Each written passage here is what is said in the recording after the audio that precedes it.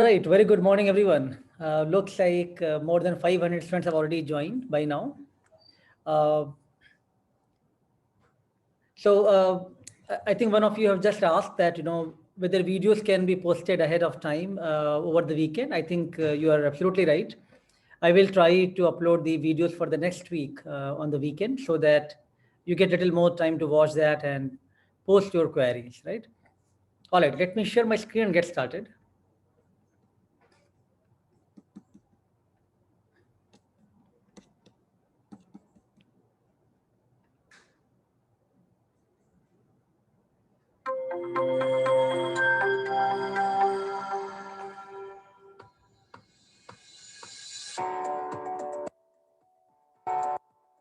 Welcome to PB 101 course at IIT Bombay. Professor Srivastava is going to deliver his lecture in Molecular and Cellular Biology module shortly. Please mute your microphone and be ready with pen and notepad to take notes. Thank you.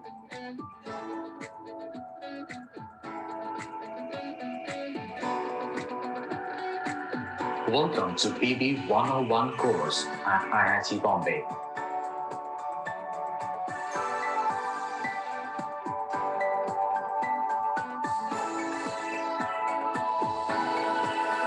Please mute your microphone and be ready with pen and notepad to take notes. Thank you.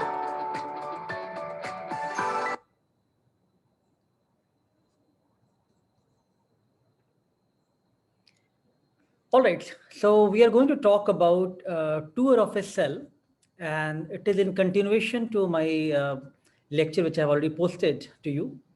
Uh, I will refresh some of the concepts first, then I will take your questions posted on the form, and then I will take the live queries as well. Just to again refresh all of you who may have skipped some of the part of the videos, uh, in the BB 101 course, we have 4 instructors. I am coming first, Sanjeeva Srivastava, then Professor Rahul Parwar, Professor Amrish Kumar, and then Professor Neeta Kanekar.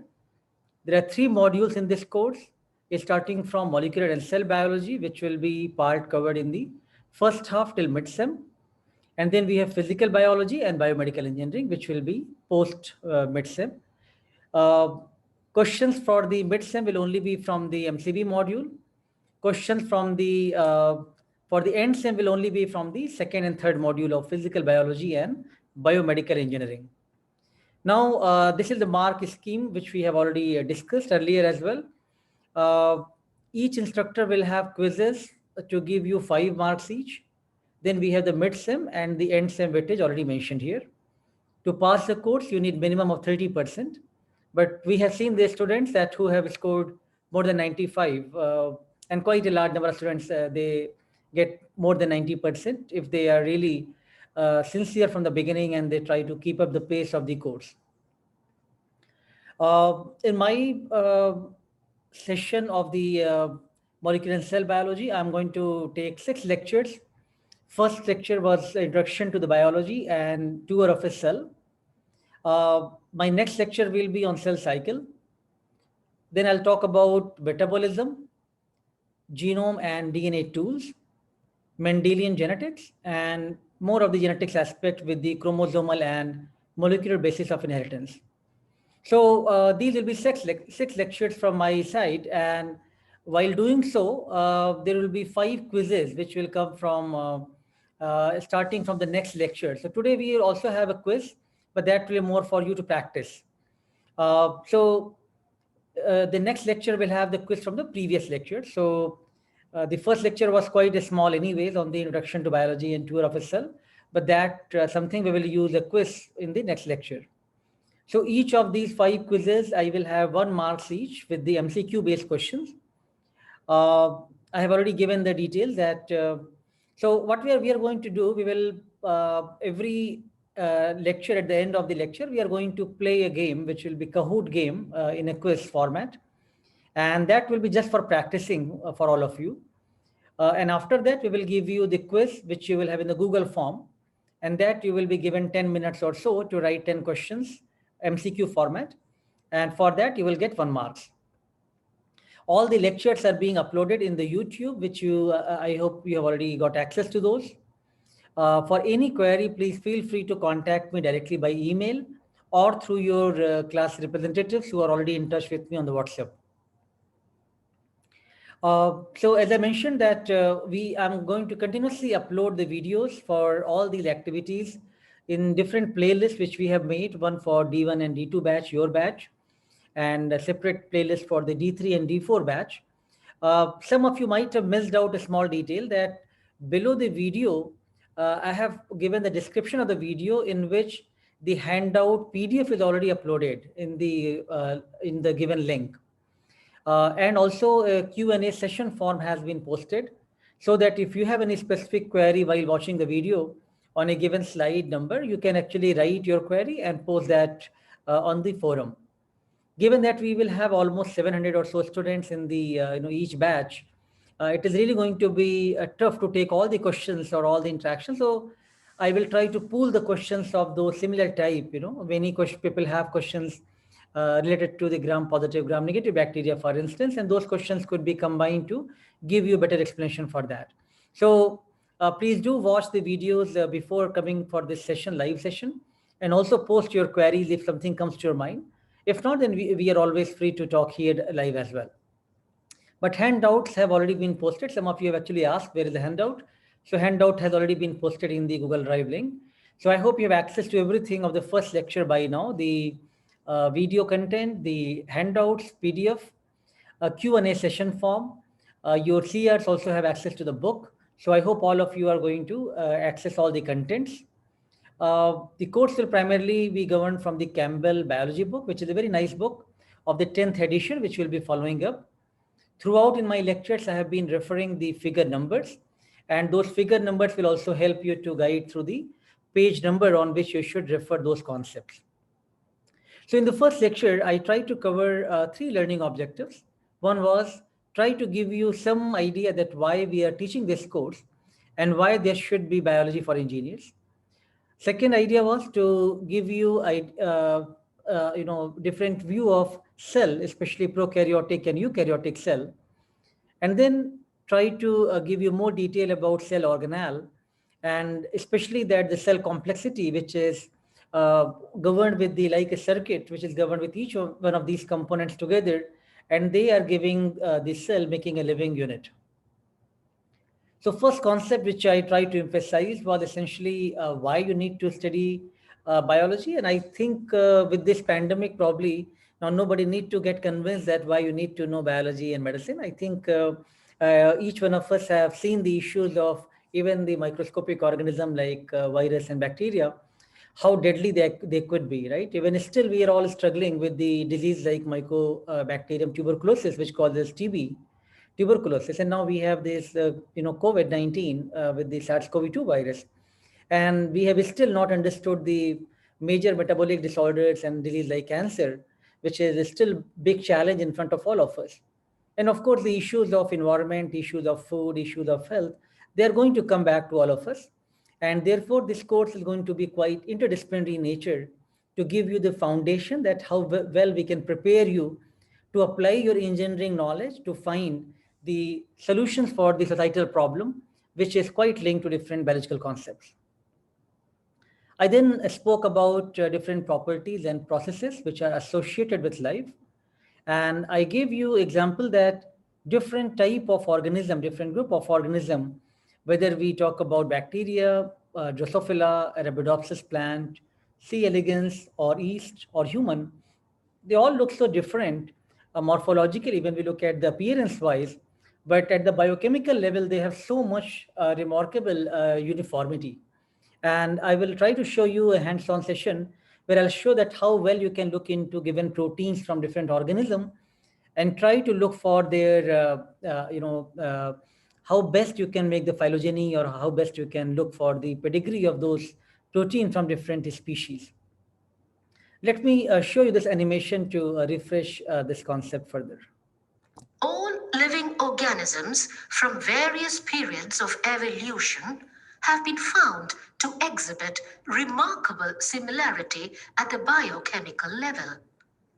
Genetic information is stored in the form of DNA or RNA. The same set of 20 amino acids form the structural elements of proteins.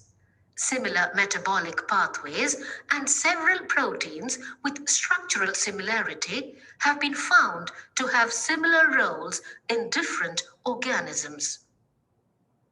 All of these point towards the existence of a common ancestor from which various organisms evolved at different points of time. Several proteins have been identified that possess similar three-dimensional structures and perform very closely related functions in organisms that are separated in evolution over billions of years. One such protein is the Tata box binding protein, which plays an important role in gene regulation. Archaea are a group of prokaryotic organisms that are distinctly related to bacteria-like organisms. They are, however, more similar to eukaryotes than bacteria. Both archaea and eukaryotic genomes encode homologous histone proteins, which are not present in bacteria. The ribosomal RNA and proteins, or archaea, closely resemble those of eukaryotes. However, archaea are capable of growing in extreme environmental conditions such as high temperatures, salt concentrations, etc. One of the most recent classifications of living organisms is a three-domain system consisting of bacteria, eukarya, and archaea. Although archaea were originally considered as bacteria, they were later classified into their own domain due to several differences in their metabolic pathways and genetics. Eukaryotes are believed to have evolved through several endosymbiotic relationships between various bacteria and archaea.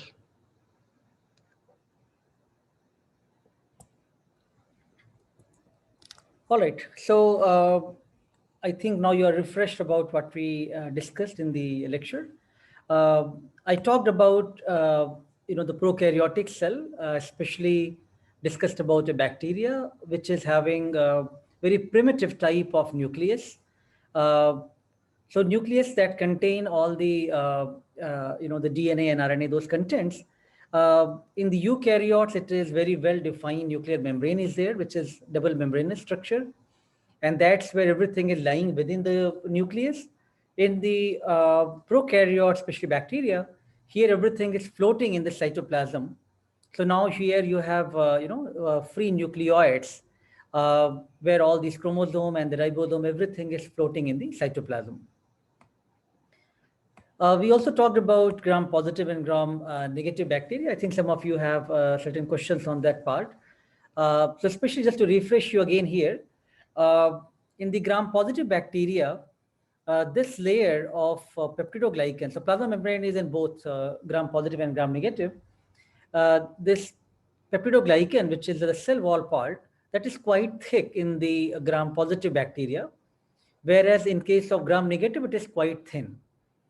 Additionally, there is an outer membrane as well in the gram-negative bacteria. So these are the points which you should keep in mind, that while the structure of gram-positive is simpler overall, because you have a plasma membrane and peptidoglycan layer, it is little complex here because plasma membrane with the peptidoglycan and outer membrane, they're all part of the overall membrane structure of the gram-negative bacteria. But overall, there is a thicker layer of peptidoglycan and thinner layer of peptidoglycan. Now, this concept is important when we talk about staining, because if you have the thick layer of peptidoglycan, it can trap the staining solution, which is crystal violet when we add that solution here, it is going to trap that. And even when you rinse off with ethanol, it does not completely remove the crystal violet stain. So therefore, you see the violet color of these bacteria, which are gram-positive bacteria. In case of gram-negative bacteria, when you are rinsing it off with ethanol, the crystal violet will rinse off. Now, if you further stain those with the safranin stain, it is going to appear like the pink colored, and that's why you see them in the pink color. Just to make myself more clear and to give you a better idea, these are the steps performed to do the gram staining. And again, I'm just talking about this in more detail because several queries were there in the forum based on some of these concepts. So when you take a bacteria, bacterial colonies are there, where you take a small smear, fix on a microscopic glass slide, do the heat fixation of that, then add the crystal violet stain. First you do the rinsing with water, and then you are adding the grams iodine, followed by again washing steps. Then you add the decolorizer. Again, you do washing steps. Now you add the safranin dye, and then you can dry the slide. So shown on the right side here is some of these steps, which is I just explained here in the schematic. So decolorizer that contains ethanol or alcohol, and that's where peptidoglycan is going to retain that, not coming off despite the washing steps. But in case of the gram-negative bacteria, that is going to wash off, and you will see the pink color when you add the safranin dye. So these are the concepts which were covered for the gram-positive, gram-negative, and staining. We also spoke about the eukaryotic cell and difference in the animal cell and the plant cell. More or less, they are all similar in terms of different organelle. But there are some peculiar differences in the two, which we have spoken, and I have given you some differences in the slide. We also talked about 3 domains of life, which I also refreshed you in the animation. So ideally, prokaryotes are both, the bacteria as well as the archaea, and the eukaryotes are especially eukarya, which consist of different groups of plants, animals, fungus, algae, all of that. So while we're all talking, and I'm sure, it probably looks to you, things are very theoretical here, how to say that, how people are able to make these groups. I said the organisms are looking very different, but at the biochemical level, they're very same. How all these things happen, and that's where I think, many times you lose interest in biology because you think it's all very bookish and there is no evidence for these things. And I think, some of you had made some comment as well that how to experimentally see these activities, right? So what I thought, I'll give you a brief hands-on here on the bioinformatics part. And let me show you this video and explain this part of, let's say you are interested to compare hemoglobin protein from different group of organisms, right? I will actually give you this detail in the, again, in the YouTube, I will paste that file link. You can play with that yourself. So let's say these are what is being shown here is the protein accession ID. And I just pasted that in this particular link, which is ncbi.nlm.nih.gov. And now what I'm looking at the protein sequences, the amino acids, which makes this protein, and just trying to copy that in a given FASTA format. So likewise, now I'm going to do for the second protein. So these are hemoglobin proteins, which is from different group of organism, right? So first was from human, Homo sapiens. Second one is from the Bos taurus. So now you do the same exercise with the second protein as well. And what I really want you to go, you should try out NCBI website and explore when you put a gene name or a protein name, and how well you can obtain those sequences. So what we have been discussing, now you can start seeing how to do the basic bioinformatics yourself. So now this third protein, we are looking from the mus musculus, the hemoglobin subunit alpha. And I'm just keep pasting all these FASTA sequences because I want to compare these sequences of amino acids and protein, that how similar and dissimilar they are, or is there any kind of pattern? Because I said to you that all the hemoglobin proteins could be same at the biochemical level in different group of organism, while we all look so different from human to Bos taurus to mus musculus, uh, but is that real, right? So let's try out a couple of these things and see, can we do some basic bioinformatics and try to find the pattern of that. Now, these are different organism, different taxonomy. Hemoglobin protein is, these protein IDs are being taken. And I just taken 5 protein, for example, here. So now I got all these FASTA sequences, which I want to now compare.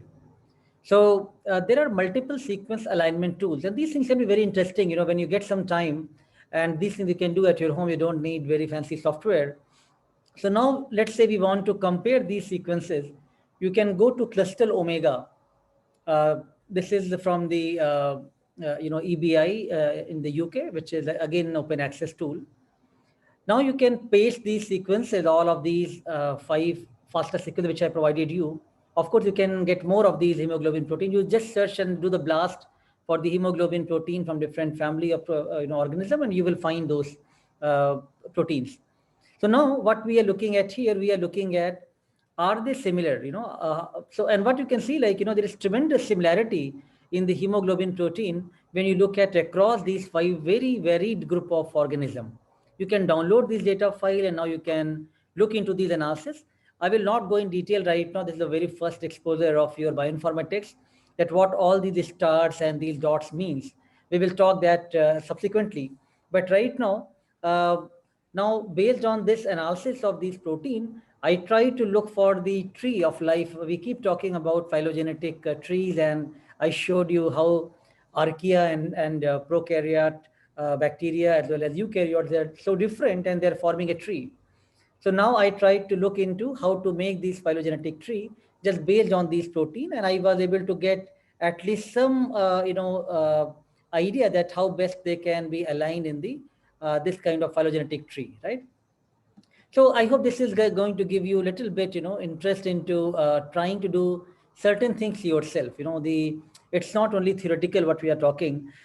You can play with these things yourself, and you can try to, in fact, generate more knowledge for different proteins. Right now, SARS-CoV-2 viruses and different group of viruses from other SARS family, they are quite famous and quite hot in the topic. You can look into different these viral proteins, and for example, spike protein, and how good and similarity it has with other type of SARS viruses or Merck viruses, right? And play with this kind of bioinformatic tools to look at the protein sequences, the protein alignments, and then trying to look for the pedigrees. How you think about, these the people who are able to make the predictions, how they do that? They try to look into various type of these viruses, their pedigrees, possible mutations, what is the crosses happening, and they try to make these predictions based on these kind of analysis, right? So a lot can be done with the basic bioinformatics tool, which is what you can just try out like this, what I've showed here. All right, so I'll move on to the next part. What I also want in this course to make all of you understand that there are many problems in the hospitals, in the clinics, in different human diseases, where clinicians are playing very important role, which everybody agrees, but they also need a lot of help from the engineers, right? And at IIT Bombay, we do invite these clinicians who are very renowned, doctors from different hospitals of Mumbai, to interact with these students of BB 101 and other courses. And this is one of the interaction session which we had with Dr. Jayanti Shastri. She is the head of microbiology department from the KEM hospital. She's not in KEM, sorry, she's in the Nair hospital and in the Kasturba hospital. And more recently, she has been very famous for discussions about COVID-19. And she was the one who performed all the serological testing in the Mumbai population of COVID patient. And she was in big news for all of these contributions. So I'm just going to show you this video clip of Dr. Jayanti Shastri, who delivered a lecture last year in the BB 101 class. It's actually my very, very proud privilege to be talking to such bright students of the Indian Institute of Technology. I cannot thank Dr. Sanjeeva enough for giving me this opportunity. So What I really wanted to talk to you is about the challenges and opportunities we have in infectious disease diagnosis. And just to walk you through what we currently do in terms of infectious disease diagnosis and what is a possibility. So I think I'm okay. So this is the lab I head. We do molecular diagnosis for commonly the acute febrile illnesses, which is dengue, malaria, typhoid, hepatitis, and we also are the regional HIV reference lab. So we do what is called as early infant diagnosis for testing HIV in the newborn babies at 6 weeks, and also do the HIV viral loads. So we are part of the national program. So anybody who's interested in seeing molecular diagnostics by real-time PCRs for these infectious diseases, you're welcome. So as we can see, microbes. So when we say infectious agents of disease, there are a number of infectious agents of disease. Infectious diseases, as we all know, is the scourge of mankind. There have been older diseases like plague, like whooping cough, like diphtheria, and we have been able to completely eliminate these diseases by vaccination. And what is now we are faced with are emerging infectious diseases, and that would be the last leg of my talk. So when we talk of bacteria, they could be both gram-positive and gram-negative. Why is it important? Because the antibiotics which we use for gram-positive organisms are different from those which we use for gram-negatives. That is because of their inherent cell wall nature. The gram-positive organisms have more of peptidoglycan, and the gram-negatives have got more of lipids. And we can see that bacteria, viruses, the dengue is a virus, hepatitis is a virus. Then parasites, we have malarial parasite, trypanosomiasis, then we have all the worm infestations, these are all parasites. Fungi could be candida, cryptococcus, histoplasmosis, other fungi which infect human beings. When it comes to a clinical sample, which we receive in the laboratory for testing, for infectious disease agents, we get all these kind of samples, the blood samples, stool samples, urine, nasopharyngeal aspirates, pus aspirates.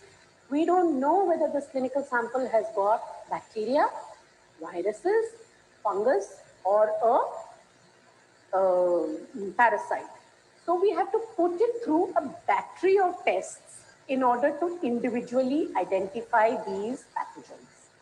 The other alternative is do molecular diagnosis by multiplex PCR. And what is multiplex PCR? We have targets for bacteria, viruses, parasites, all put together.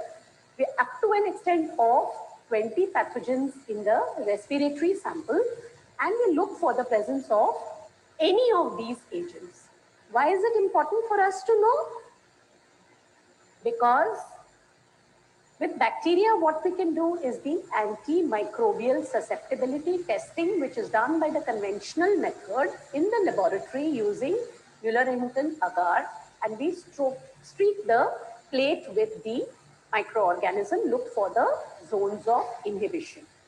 But what we are seeing is drug resistance is on the rise. So we need to know whether the clinical sample has got drug-resistant bugs or it has drug-sensitive bugs. Whether artemisinin, which is given as a drug of choice for malaria, is the parasite resistant or is it sensitive to that drug? So these are certain questions which always bog our minds when we are treating patients and when we are giving a diagnosis. So what are infectious diseases which are emerging? These are evolutionary changes in the existing organisms, spread of known diseases into new geographic areas, ecological changes resulting in introduction of unusual agents, and drug resistance. The World Health Organization has warned in its 2007 report that infectious diseases are emerging at a rate that has not been seen before.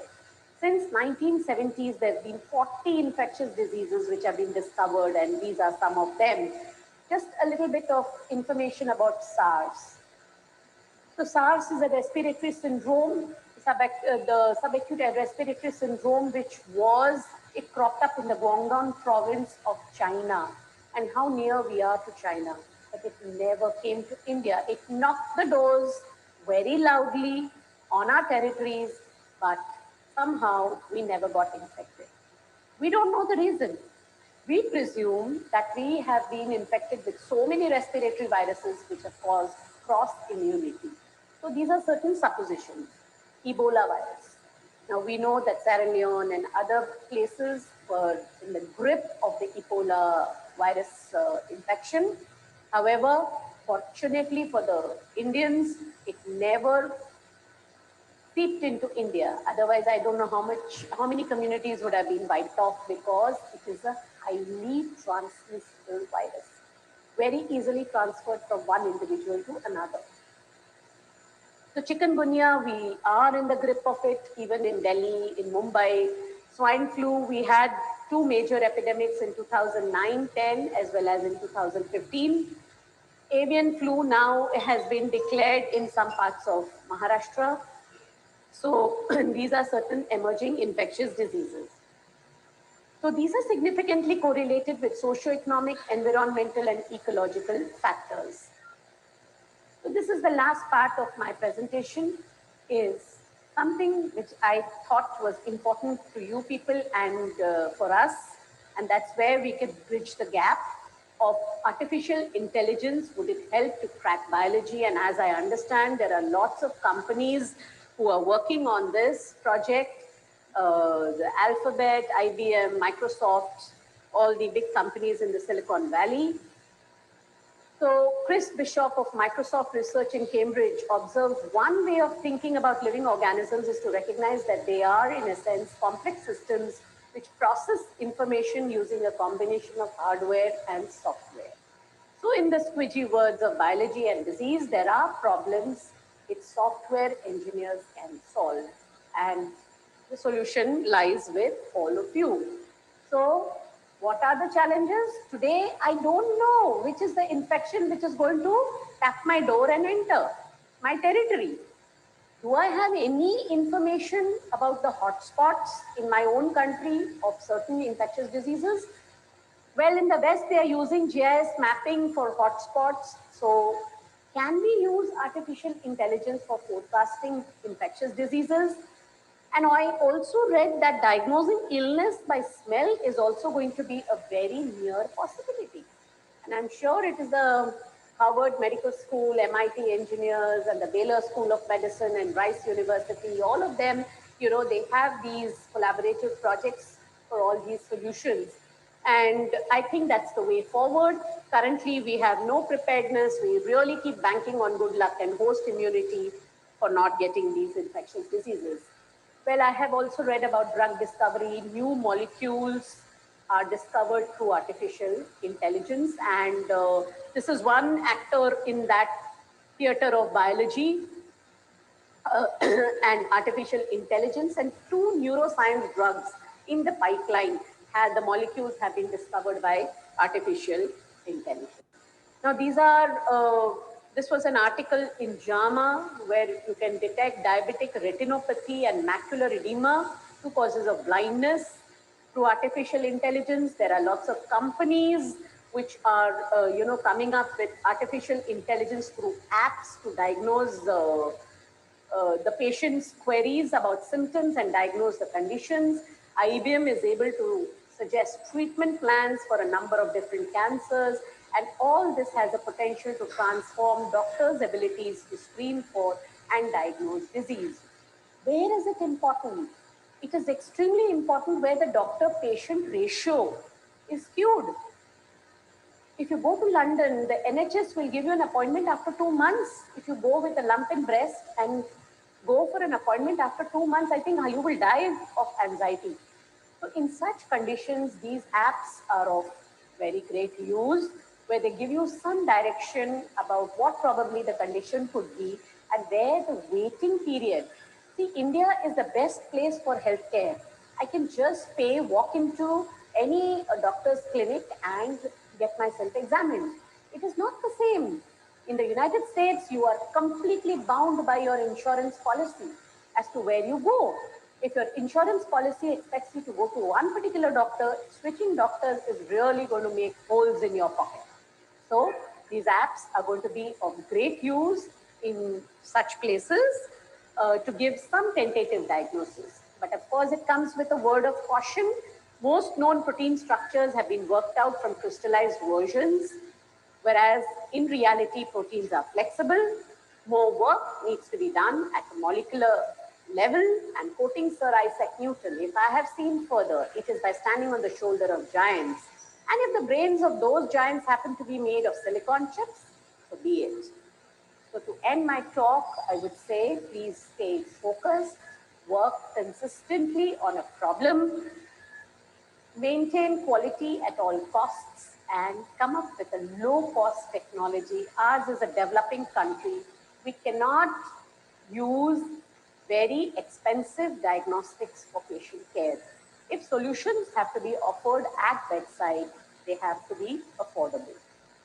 So thank you all for your attention. And when you feel like giving up, look back at how far you have come. Be strong, stay on your path, and never stop growing. Thank you very much.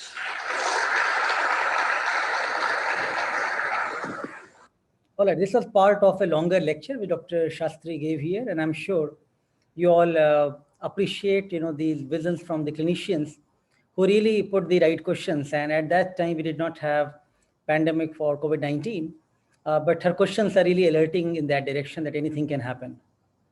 So while we are more interacting right now, and I think it's a good idea for you to also know that what I do and where we are. So as you know, I'm in Department of Biosciences and Bioengineering, and I do research in the area of proteomics, which is essentially looking at all the proteins of human and other organism. And we try to apply that on different clinical problems. We look into brain tumors. We also work on the infectious diseases. More recently, we did some work on the COVID-19, which I briefly explained in my studies presentation. So let me show you at least our lab tour, not to talk about what exactly we do in terms of research, but at least to give you a visual feel of how these technologies, what we are using, can be utilized for obtaining some really high throughput data set, a big data set from the biology to look at genes and proteins in its totality. So let me give you the lab tour of Proteomics Lab, IIT Bombay.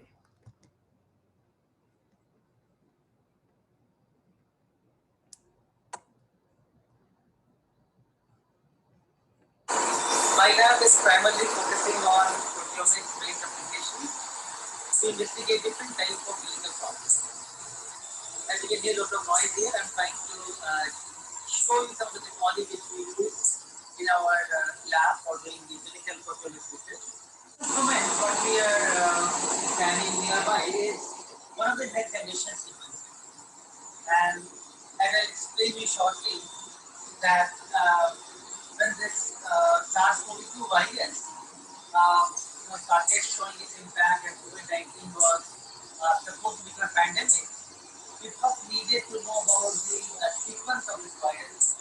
And that's where the next generation sequencer and these kind of technologies are very helpful to decode the genome and tell us that what is the genomic composition of the human organism which can be utilized to further detect that type of organism.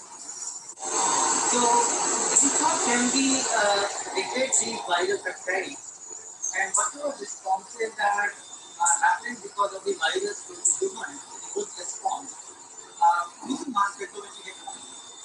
So, first of all, we try to look for what all proteins are present in the virus within these mass spectrometry. And then the goal was to look at also the host proteins which are getting modulated in response to this virus. So this instrument is known as LC-MS analysis. The first part is the electrochromatography or the analysis, and then we have electrospray ionization, and then we have the tri-hybrid mass spectrometer, which is one of the multi-trap technologies coupled with quadrupole and ion trap. So here the goal is to have this very high resolution mass spectrometer can be tried to separate the complex protein mixture, and that comes under deep proteome investigation. So we first looked at variety of samples from the patient, from the nasopharyngeal swab, which is currently being used for the RT-PCR detection, as well as the plasma sample, which gives the good pathophysiological information from the patient. And these samples were deep profiled in short-term proteomics using the LCA method. So after the deep protein profiling is done, the next goal is can we develop some of the simple assays or tests using mass spectrometer, which can be utilized for two activities. One for looking at the SARS-CoV-2 viral peptides, that is in some way an alternative to the viral peptide detection. Or second, it could be can we look into the host response and the protein, which could be prognostic biomarkers for disease severity progression. So this instrument is a wonderful mass spectrometer, which can be utilized to specifically look at the peptides which are showing maximum change in response to given disease. Or for that matter, if we are looking at the infection of the virus, we are only looking at the specific viral peptides and totally ignoring all the protein types. So this technology works in the field of proteomics, known as targeted proteomics, where we develop this kind of assays using selective reaction monitoring. And our goal over there is to look at respective transition of these peptides, which can be then monitored further to detect whether the virus present or not.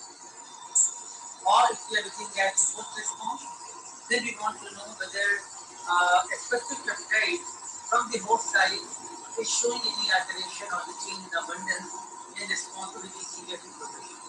So given that whenever a viral induces a host immune response, certain metabolites also get altered. And we first can investigate the plasma sample of COVID-19 infected patient and try to investigate which are the metabolites which are getting perturbed in response to COVID-19. And again, we use another type of mass spectrometer. This is one of the artifacts used for mass spectrometer. And along with that, we have the UHPLC. So here you can have much larger volume of the sample to be injected. And that samples we are looking for with very simple organic solvent like methanol extraction. We want to look at which are the metabolites which are coming from the patient. And these kinds of leads were simply differences that can we start looking at the regions where the metabolites are maximally getting changed. And that of course requires a lot of competition analysis to find out which of the metabolites which are getting changed. Okay, so let me now take you to our actual molecular biology lab. And of course, I have to wear the mask now because of the COVID situation. So we will just give you a brief, virtual tour of the lab where people do sample preparation and all kind of molecular biology based work. Of course, you are going to look at a variety of fancy instruments, but something as simple as this thermal cycler, that itself also is very crucial. And at the time of pandemic, that really served this purpose for looking at how viral amplification can be detected from the mRNA using the real-time PCR. So again, some of the basic technology which we talked in the course are really used in the molecular biology labs, and that have really helped during this pandemic time. I'll take you to another instrument which is quite helpful. And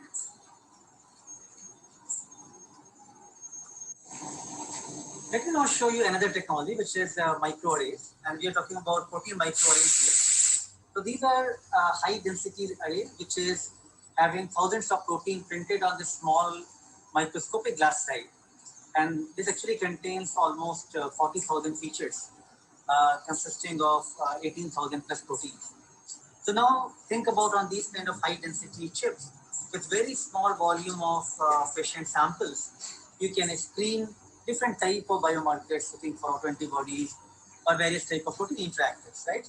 So that's where I think, you can think about with modern technologies, how looking at interaction and interactomics have become quite feasible.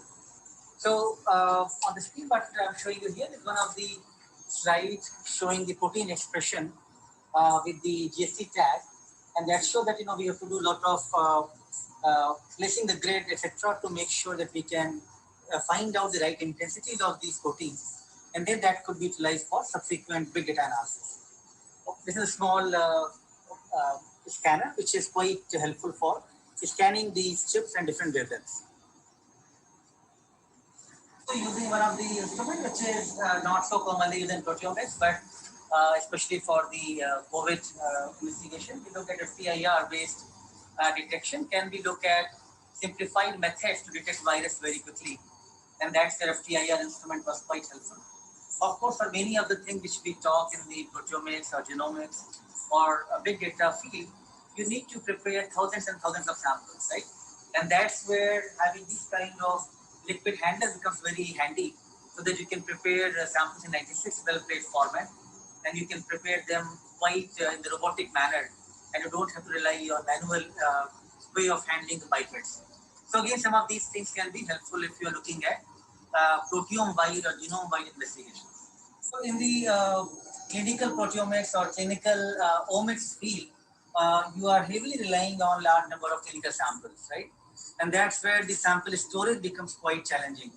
I'm sure while discussing about COVID, you have heard about the storage issue of different vaccines, especially the RNA-based vaccines, which is modern time Pfizer they made, and storing them at minus 80 degrees.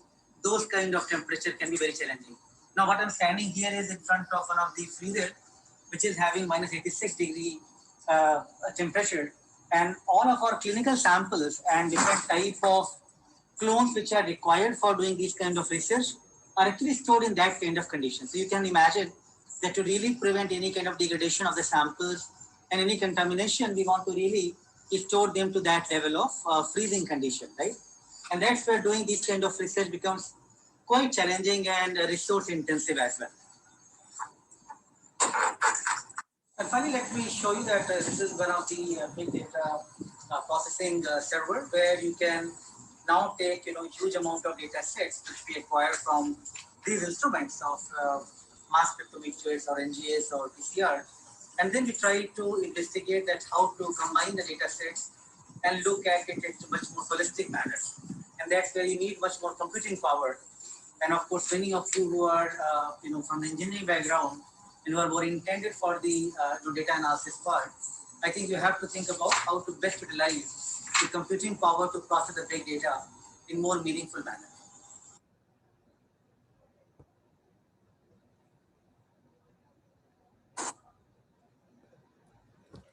All right. Well, so I hope you got some idea that where we are and what we do.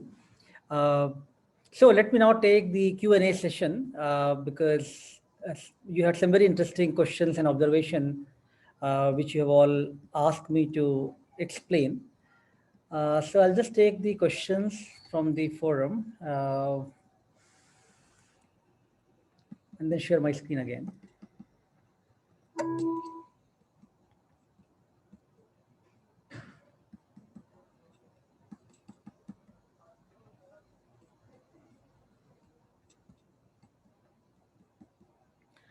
I see in the chat box a really huge number of comments and queries are there, but I'm not able to see that yet.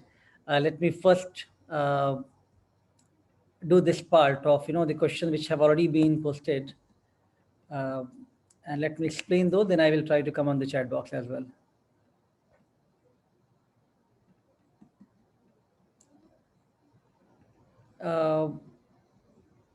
Sachin, can you please? Yeah, I think I'm able to now share my screen again.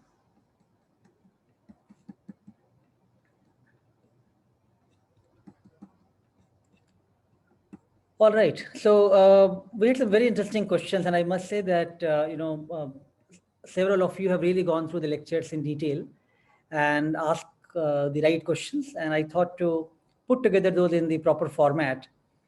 This contents will be again available to you on the YouTube, so you can also have a look in detail later on.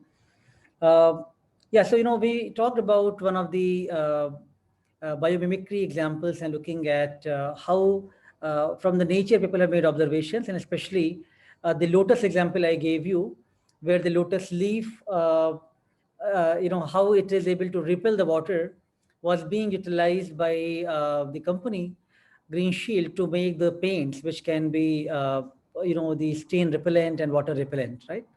So in this context, I think, what people have observed from the lotus leaf is really remarkable. What the leaf has lot of waxy layers, which creates air gaps in the surface, and therefore, in those crevices, the air is trapped and no particle can actually stick to the leaf. So they look very clean all the time. And even if the water droplets come, it really, makes the small droplets and comes off from that.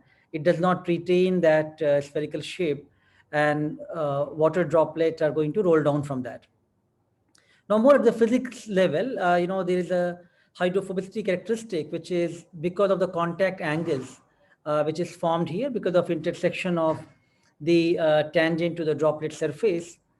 And more the hydrophobic substance will be, higher the contact angle will be, and therefore these spherical particles are being formed from the water, which rolls off from the leaf. So that's where these observations were quite helpful scientifically to develop the products. Other question was regarding the plasma membrane and cell membrane, and whether plasma membrane is included in the cell wall. So just, to refresh you what I already was showing on the board. In the bacteria, you have these three layers. One is the inner part, cell membrane, then the cell wall, and then the capsule, right? So capsule is the outer part, which is quite slimy and has very thick layers. Cell wall just behind that, and then internally we have the cell membranes. So when we also talk about different organelle, then this part comes into the plasma membrane part, right? So while they are, quite similar in nature, but just to clarify here, because when we talk about eukaryotic cell, you have many organelles. Those are essentially surrounded with the plasma membranes. Now, in this case here, the cell is surrounded with the cell membrane. These cell membranes could be transformed to stimulate the movement and feeding even in few specialized organism like paramecium, whereas the plasma membrane cannot be modified. Cell membrane is going to be protective for the bacteria and viruses. Plasma membrane does not always protect the cell from outside invaders. Cell membrane also plays an important role in the cell division, which we'll talk in the next class, in the cytokinesis part, which is the cytoplasm also gets divided into two parts for the cell division to happen, whereas the plasma membrane is not going to play an important role in the cytokinesis. Now, cilia, these are present and they're involved in the feeding and movement, whereas cilia is absent. Cell membranes could also be a good target for antimicrobials, whereas plasma membrane is not a good target for the antimicrobials. So these are some of the more details. I'm not going to expect you to know this level of detail, but since you would ask for some, really interesting, curious question, we try to put together these points as well. One query was regarding what is a gene. Of course, at this stage, you must be starting really fresh and you have a lot of, curious questions. I showed you from the human with the billions of cells, each cell contains a nucleus, which contains the genetic material. And where we have these genes, which is the stretch of the DNA, and as now you can enlarge this part more, they contain exon and introns. Again, I'm giving more detail than what is required for the course, but just to get you some idea, especially those who are interested in here. When we are going to do the process of, the splicing happens, which is remove these introns, which is non-coding form, and then the exons come together, and they are going to form into the functional mRNA form, which is going to lead to the protein coding. So essentially, the genes are going to be hereditary units, which is a sequence of nucleotides in DNA or RNA, and will be responsible for synthesizing RNA and proteins eventually. What does transcription and translation of RNA mean? I showed in this slide, I think you'd ask in this context of the slide number. So when we talked about central dogma of life, how from genes, the transcripts or the RNA being formed, and then the proteins are synthesized from those. They involve two different biological processes. One is transcription, other is translation. Again, some of these things will be coming to you in much more detail. Professor Rahul Purwar will take this part. But just for your immediate curiosity, transcription is the process when the DNA is going to form the RNA, and that requires a couple of steps in between from the pre-mRNA to the RNA formation. This is the mRNA or messenger RNA formation here. So the transcription is the synthesis of RNA using information coded from the genes in the DNA. The two nucleic acids, they are written differently, DNA, RNA. Of course, this we will talk tomorrow as well in tutorial session. After these RNA, now the proteins are going to be synthesized, and that process of RNA to protein synthesis, that comes under the translation. So how to synthesize these polypeptide chains, which are being synthesized on the ribosome, and proteins can be synthesized in this manner. So again, there is several steps involved from the RNA to the protein formation that comes under the translation. So at least broadly, I hope you have some visual feel that from the DNA, pre-mRNA being formed, mRNA being formed, this happens in the nucleus. So transcription and the RNA processing happens here. And then these RNA comes out, and now the proteins are being synthesized, and that is known as translation. All right, one more question was regarding the plasmid. What are the plasmid and how they are important? Again, I'm going to talk about plasmids in the genome part and the DNA tools part, but immediately to get you some idea for this, in bacteria, we have these free-floating nucleoids in the bacterial chromosome part. Additionally, there are also some small circular unit, which are extrachromosomal molecules, which are also present there. Most of the bacterial genes which is required for bacteria, they are actually part of the bacterial chromosome. And there are very few genes which are also part of the plasmid. So these plasmids, these are, as you can see in the shape, these are covalently closed, double-stranded, circular molecules. And they are, since bacteria already has this crucial unit of bacterial chromosome, they could be served as an accessory genetic unit in bacteria. They also have ability to replicate and inherit independently of these bacterial chromosome. Now, this property that bacteria has two genetic material, one is the bacterial chromosome, one is the extrachromosomal material, plasmid. This is being utilized by the genetic engineering field very much. That can we take out the plasmid from the bacteria, do the genetic engineering to make the changes in the plasmid, and now try to insert the genes of our interest, which comes under the field of recombinant DNA technology. So let's say you want to clone a given gene, you want to make multiple copies of that given gene, and you want to move that gene from one organism to other organism. All this comes under genetic engineering and the recombinant DNA technology field. So now this plasmid you have taken, which is circular here. Now a gene of interest you want to put in this plasmid backbone. So you're going to digest that with some enzymes. Again, you're going to put the ligation. So I'm not going in technical detail right now. These are restriction enzymes and ligases. I will be talking about these parts as we go along in the third or fourth lectures.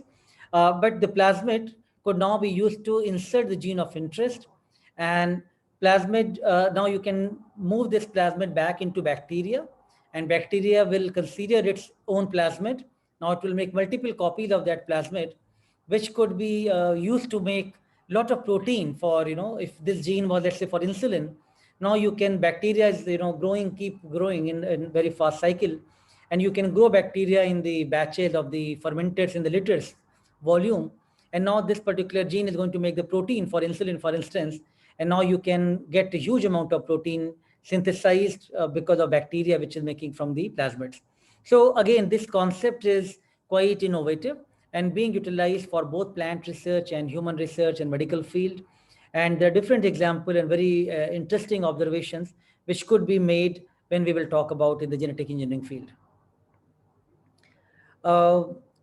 I think, one of you had asked for the more detail about gram-positive and gram-negative bacteria. I think it's already explained, but keep some of these points in mind that, the gram-positive has simple cell wall, gram-negative is more complex. You have the thick peptidoglycan layer, thin peptidoglycan layer.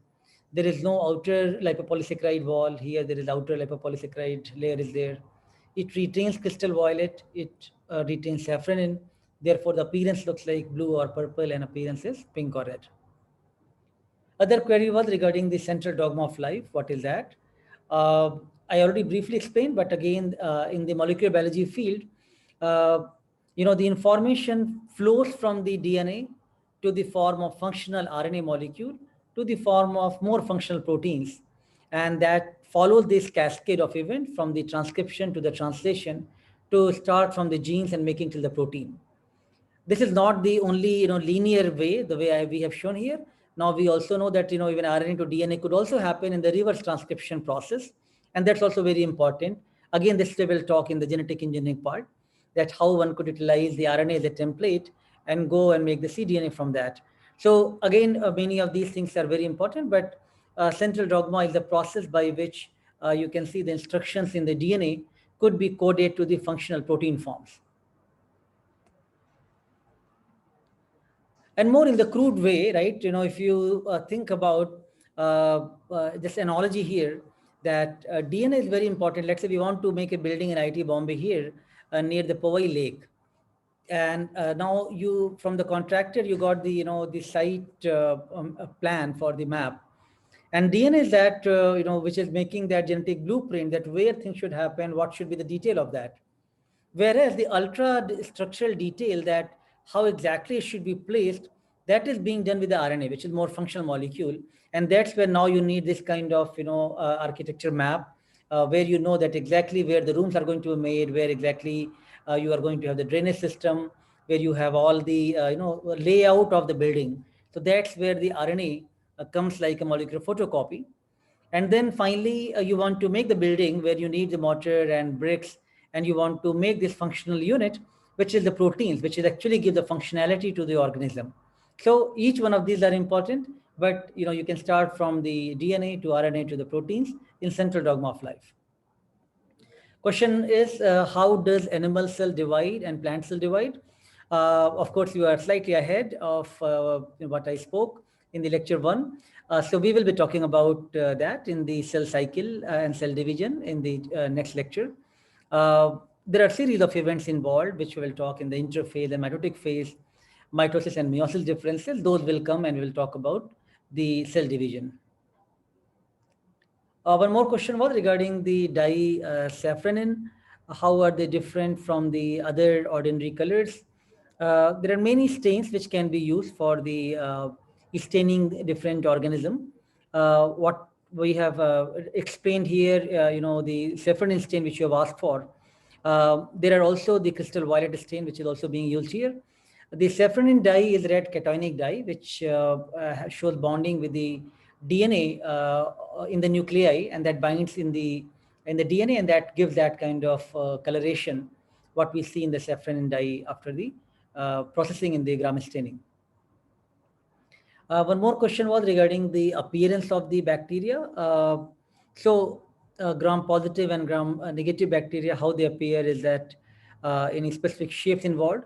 So while we cannot make any generalized statement here that all bacteria gram positive are like coccus shape and all gram negative are bacillus shape, we cannot make that kind of broad statement. But overall, in general sense, you can say that most of the gram positive bacteria, they are round shape, and these are cocci shape here. Most of the gram negative ones are the rod-like shape, and those are bacillus type of bacteria. So these are, again, as Dr. Jayanti Shastri also mentioned, clinicians first want to quickly know that what the infection is. If somebody is sick, you want to know, is that infection coming from bacteria or virus or any other pathogen? And if it is from bacteria, then what kind of bacteria? You want to try out some antibiotics to that. So just, getting the very quick sense of the infection and trying to at least decode that is that gram positive or gram negative immediately help the clinician to decide the antibiotic and course of treatment. All right, one more question here. This is regarding some more quite detail. I think you have asked for the gram staining procedure and also how the fixation is being done. So again, others should not feel afraid with these details, but since one person has asked, I'm explaining it. When you are starting these processes of doing the gram staining, you first take the bacteria from the, let's say you have grown in a tube, you are in a petri dish there, and you take a small colony, and you want to make a smear on the microscopic glass slide like this here. After you have done that, then you want to put that in, just above a Bunsen burner, so that that thing could be heat fixed. And after that is done, then that actually preserves the morphology of the cells, but denatures, of course, the enzymes which is inside the cell. It also kills any other microbe which is in the nearby area, so that now your staining can give you more visualized sense of the morphology of the cell. And that is the first step which is being performed for doing this type of staining method. Of course, this year we did not have opportunity to have you showing you live these experiments, but otherwise we used to show this in the live demo in the class, that how these different steps being performed. One more person has asked about, really nice question about mitochondria. And I did mention briefly, I think somewhere, that mitochondria and chloroplast, these are double membrane structure, and they have their own DNA. So as the nucleus, they have the DNA. And the question definitely comes, what is the status of mitochondria? What is the status of chloroplast? Are they independent than nucleus? So many of these things are still part of the puzzle in the evolution, and was briefly explained in the theory of endosymbiosis. And broadly speaking, this theory says that, how different type of bacteria were engulfed by the cell. A eukaryotic cell engulfed a bacteria and formed the mitochondria. Another type of bacteria came, and that became the chloroplast.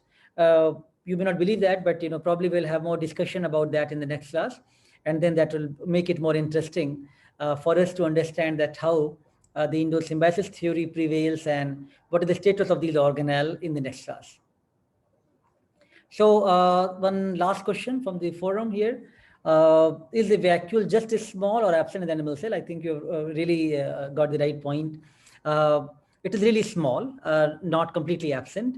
Vacuoles are, broadly speaking, these are the largest vesicles which are derived from ER or the Golgi apparatus. In the animal cell, these are very small, and they help sequester the waste products. But the waste products are much larger in the plant cells, and that's where they need much larger vacuoles, so that all these toxic and other pigments, other stuff can be digested over there. And these vacuoles perform variety of function, including the specialized food vacuoles are there, which is formed with a process known as phagocytosis. So again, all of these details are not required for everybody to know, but because some of you have asked for these questions, so I thought to take those forward. Now, let me tell you one thing, like in the BB 101 course, so I teach a variety of courses at IIT Bombay, right? I teach a lot of PhD student courses, and also I teach, undergrad, like 101 courses like all of you. And one thing which I really enjoy teaching 101 course is essentially your questions, right? These are really candid questions, and sometimes they're really so detailed and minute that one need to really start thinking about it, that why that happens. And that is the fun of, talking to all of you. And in the actual classroom, when we talk physically, I used to get surrounded with, after the end of my lecture, with bunch of 40, 50, enthusiastic students who usually don't let me go out for almost an hour or so, keep talking, keep explaining, and I have to really satisfy them with all the arguments and every point what they ask for. So I am not able to look for your chat box yet, but I am ensuring that I will be happy to answer every question on the chat box, right? But given the timing is getting short, let me do one thing. We are going to play a quiz now, which will be Kahoot quiz, which will be for all of you. And then those who are happy with the queries, they can leave after that. And those who want to stay here to answer their query, I'm going to take the queries from the forum afterwards, and I'll keep explaining that as well. Now, to get the quiz part going, let me explain you what the Kahoot quiz is about, right? If you have not played in the past, I think you should be ready with your laptop and with your mobile, and you're really going to enjoy something very different, which was going to give you some idea that in virtually also we can play a game in the large class like this. So I'm going to give you some instructions regarding Kahoot, and then all of you will be given the task for playing the quiz. This quiz is, just to caution you, this is not for the exam, not for the score, just for us to have fun and refresh some of the concepts which have been covered so far, right? Let me share my screen again.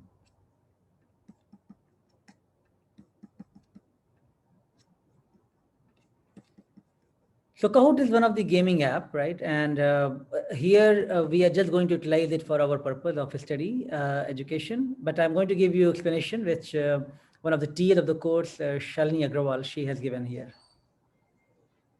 Thank you, Professor Sanjeeva. Hi all, my name is Shalini and I am one of the TAs of PB 101. So I would like to welcome you all to the course. So for this, I'll be giving you a few instructions for Kahoot, which we are going to play now. So we'll be requiring 2 screens for playing Kahoot. One, where you're watching these instructions right now, will have all the questions displayed on the screen. Whereas you'll be needing another screen, which can be your mobile screen. And for that, you'll be able to, you'll be able to see all the options which you can select to answer the questions displayed on the screen. So for the options, you'll have to go on kahoot.it. Once you go on kahoot.it, you'll be able to see this screen where it will ask you a game pin. So on the screen where I'm giving you instructions right now, you'll be able to see a game pin once we start the game. After adding the game pin in your mobile, you'll be redirected to another screen which will ask you for your nickname. In nickname, please enter your enrollment IDs only or enrollment numbers only. No nickname other than that will be accepted. And just remember that all the questions which you are going to answer from now in the Kahoot part will not be on the basis of accuracy only, but also on the basis of speed. So people who are giving correct answers will be ranked differently on the basis of how fast they are answering the questions. So let's go to Kahoot and enjoy. Thank you. All right, so we are going to play Kahoot. I hope all of you are excited to play this quiz. Now, Kahoot is also going to be used, Kahoot as well as the online Google form for the quiz is going to be used as your attendance as well. So please make sure that you write the correct, your roll number, because we will have these Excel sheets which we will use to count your attendance. And that will be from this activity only, right? So now I'm requesting Shalini or Ankit to take lead and share the game pin and start Kahoot.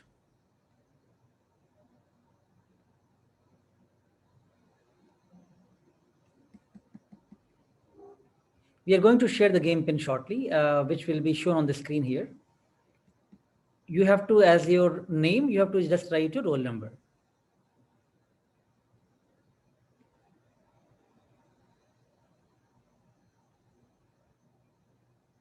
So questions will come on the screen, and what you will have on your device will only colors will come. So questions you can see on the screen, we will also read it here. And then answers will be, 4 options will be given A, B, C, D, which will, you have to then take forward and you have to put the right one and be really fast and accurate. Shalini, can you take over now? Are you there?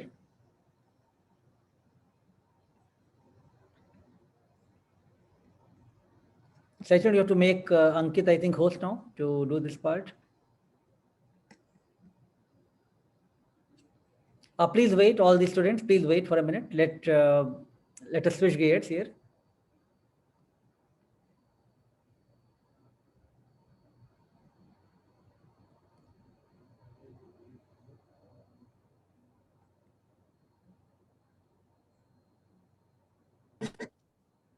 Hello. Yes. Thank you, sir.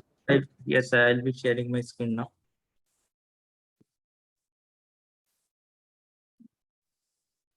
So this is final results.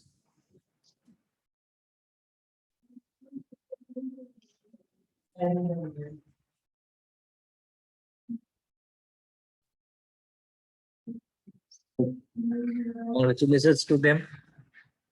Now I'm stopping the screen share.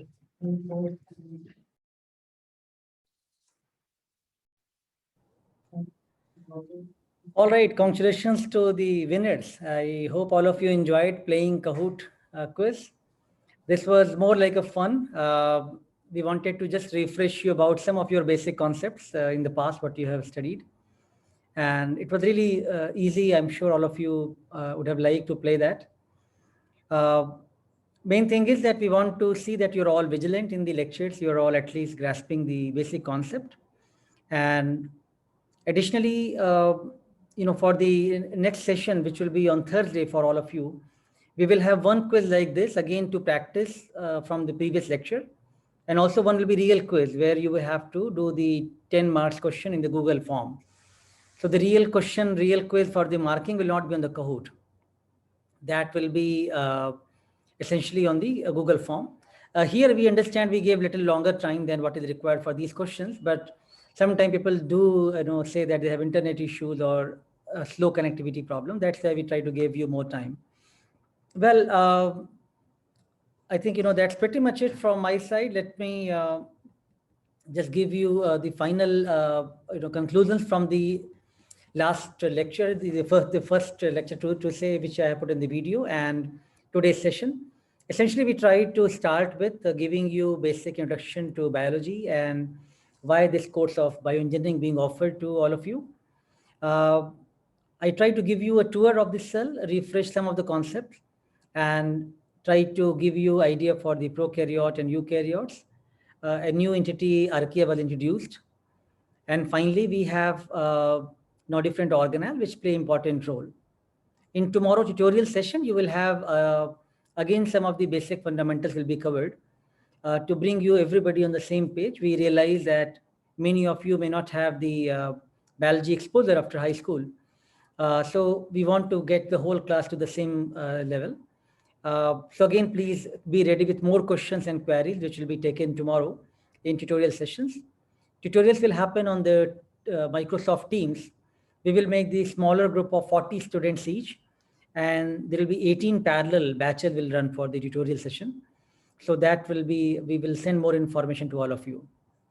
Today's, the video and the PPT, everything will be uploaded like yesterday. So keep a track in the YouTube and enjoy watching these lectures and refreshing your bio concepts once again. Thank you very much, everybody.